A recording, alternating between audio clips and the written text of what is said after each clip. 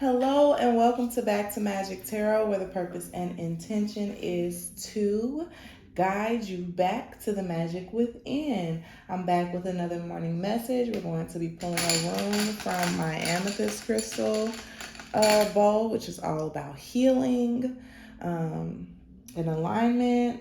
Okay, so for those of you who do not know, I am learning the runes, so I'm doing daily morning messages to give inspiration and guidance, and also to practice and learn the runes. So this is the Manaz rune.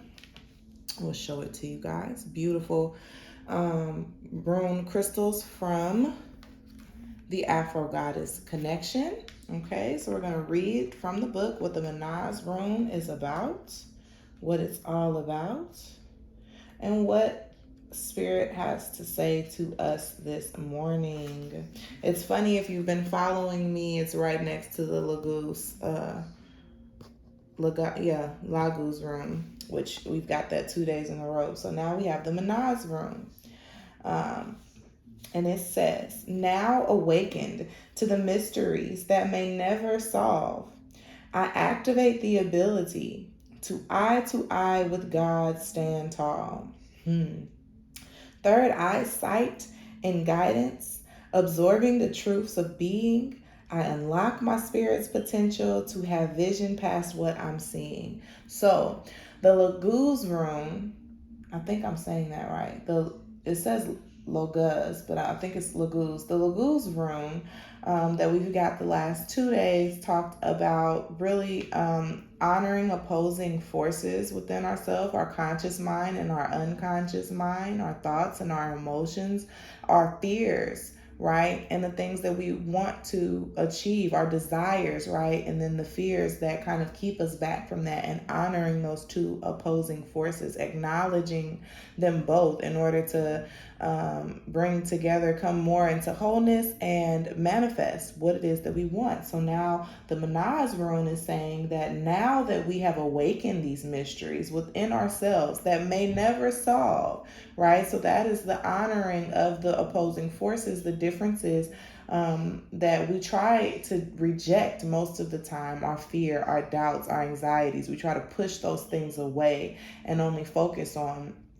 positivity. Or if you're on the opposing end, you succumb to your fears, your doubts, and anxiety, and push away any positive expectations, because out of fear that you'll be disappointed. So this rune is about honoring both and bringing both into balance with one another. And now that we have awakened to those mysteries, now we have activated the ability to stand with God.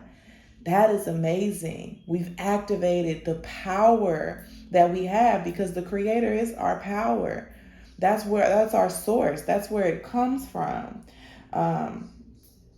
Third eyesight and guidance. We have more clear. We're thinking more clearly now. We're able to see things more clearly. We're able to have the vision past what we're seeing, to see our potential, which are our hopes and desires. And we can carry our fears with us and still go after and achieve what it is that we want. So keywords for the Manaz rune: self, mankind, self-awareness, intelligence, skill, spiritual alignment, spiritual and academic studies. The Manaz rune is the rune of unlocking one's human consciousness in pursuit of its fully elevated potential. That is amazing. To see the last 2 days kind of flow, and to see the ascension in the next step, which is this Manaz rune. It's here. You may be able to recognize the awareness of your role as the co-creator with God and nature. So for those of you who are not familiar with the term co-creator, I learned that term possibly like 3 years ago when I started reading a book called, and I don't have it on hand, but there's a book that is called don't let me lie.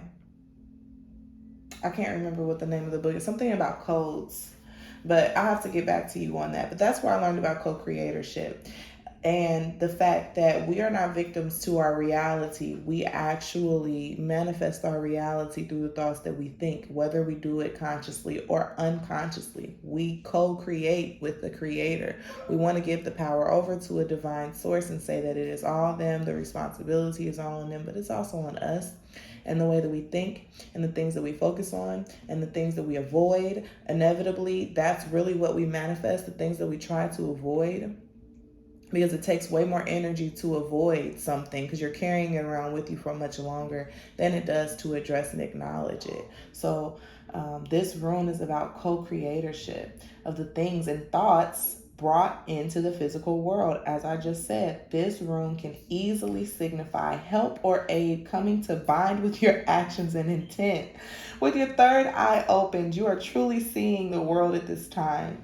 So go forward and reach your full potential. So this is for people who are trying to manifest, right? Whether you're doing it intentionally or unintentionally, whether you call it manifestation or you're just saying that you're trying to reach a goal.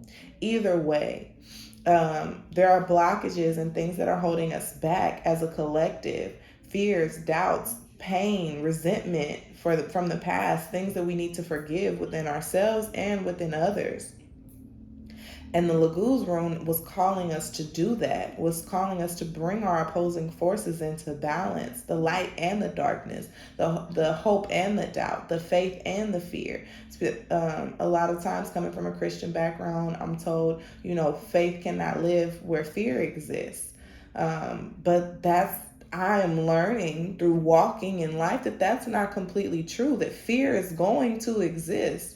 Not to reject it or to say that if I'm fearful, then things won't happen for me, but to acknowledge my fears and to push forward anyway and find out that there really was nothing to be afraid of in the first place.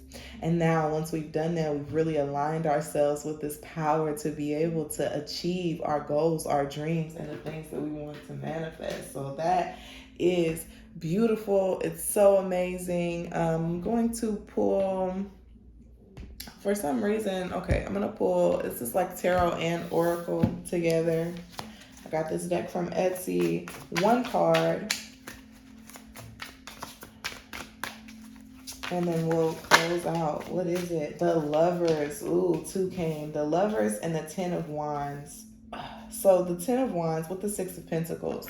The Ten of Wands is about releasing a burden and laying down things that we've been carrying around for so long. And the way that we release those burdens is by actually addressing and acknowledging them. And once we've done that, the Lovers, we've put ourselves in divine alignment. The Lovers is about divine guidance and assistance with making the right decisions, right? And it's also about partnerships. And I think that when I saw the Menage Room, it made me think of partnerships as well. But the Menage Room is very much about self. And now we have a card about partnerships. Six of Pentacles is also about partnerships, giving and taking, reciprocity. It takes two individuals. But I feel like now that we have come into alignment with ourselves, we have accepted all parts of ourselves and of our being and embraced the all, not just the light, but the all. Now we are in alignment and able to work with other people to bring about our I've been saying that almost all year, that other people are a part of the creation of our goals and dreams. We're going to have to work with others. This is not about, self-preservation or doing things on your own. This is very much about partnership and co-creation. And the Lovers could very much be co-creation with the universe, right? With God, having a divine partnership with God. But I truly feel like people are getting ready to come into our lives to help us achieve our hopes and dreams. And we're ready to receive that now that we have embraced the all within us. So that is today's message. I hope that it resonates with somebody, and I hope that I was able to shed light and assist someone along their journey. If it does resonate, please like this video, comment down below, share it with those who may need it. Subscribe to my channel. If you would like a personal reading with me, that information is going to be in the description box below. And until your next reading, be blessed.